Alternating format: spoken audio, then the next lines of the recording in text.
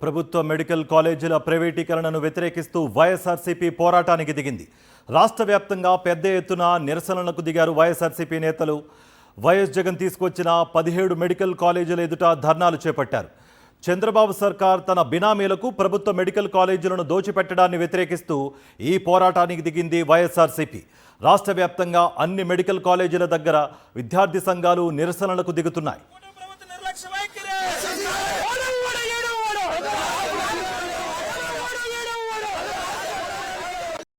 పాతకాలంలో ఏదో సామెత ఉంది, నిజం చెప్తే తల పగిలిపోతుంది అన్నట్టు. ఆ రకంగా చేయడం తప్ప వేరే ఏం చేయట్లేదు. చిన్న ఎగ్జాంపుల్ చెప్తాను. నంద్యాల మెడికల్ కాలేజీ అండర్ కన్స్ట్రక్షన్లో అని చెప్పేసి హోమ్ మినిస్టర్ గారు పవర్ ప్లాంట్ డిస్ప్లే లెక్క చూపెట్టడం జరుగుతుంది.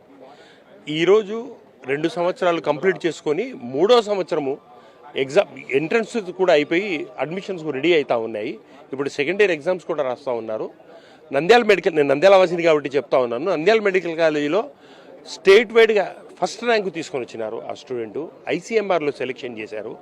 ఐసీఎంఆర్కు నలుగురు స్టూడెంట్స్ కూడా నంద్యాల నుంచి సెలెక్ట్ కావడం జరుగుతుంది. అంత బ్రహ్మాండంగా అంత బ్యూటిఫుల్గా ఉండే మెడికల్ కాలేజీని కూడా ప్రైవేట్ పరం చేయడము ఎంతవరకు సమంజసము? ఏమాత్రము కేవలం గ్రాఫిక్స్తోనే బతుకుతా, గ్రాఫిక్సే చెప్పడం తప్ప వేరే ఏమీ చేయట్లేదు. అంత కన్స్ట్రక్షన్ ఉండే రకంగా ఉండేదాన్ని కూడా ప్రైవేట్ పరం చేయడము, కేవలం దోచుకోవడం తప్ప వేరే ఆలోచన ఉన్నట్టు విధానం లేదు. 100 ఏళ్ల చరిత్రను తిరగరాస్తూ పేద మధ్యతరగతి ప్రజలకు సూపర్ స్పెషాలిటీ వైద్యాన్ని అందుబాటులోకి తీసుకురావడంతో పాటు వైద్య విద్యను అందరికీ అందేలా ఏకంగా 17 మెడికల్ కాలేజీలను వైఎస్ జగన్ తీసుకువచ్చారు. ఇప్పటికే అందులో 6 మెడికల్ కాలేజీలు అందుబాటులోకి కూడా వచ్చాయి.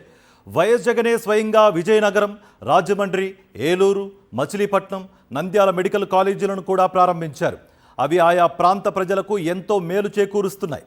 అయితే తర్వాత విడతల్లో నిర్మాణాలు పూర్తి చేసుకుని ప్రజలకు అందుబాటులోకి రావాల్సిన మెడికల్ కాలేజీలపై చంద్రబాబు కక్షగట్టారు. ఏకంగా 10 మెడికల్ కాలేజీలను ప్రైవేట్ వ్యక్తుల చేతుల్లో పెట్టేందుకు సిద్ధమైపోయారు. పీపీపీ విధానం పేరుతో ఈ దోపిడీకి తెరలేపడంపై వైఎస్ జగన్ ఆగ్రహం వ్యక్తం చేశారు. తిరిగి తాము అధికారంలోకి రాగానే వాటిని ప్రభుత్వ పరం చేస్తామని కూడా హెచ్చరించారు.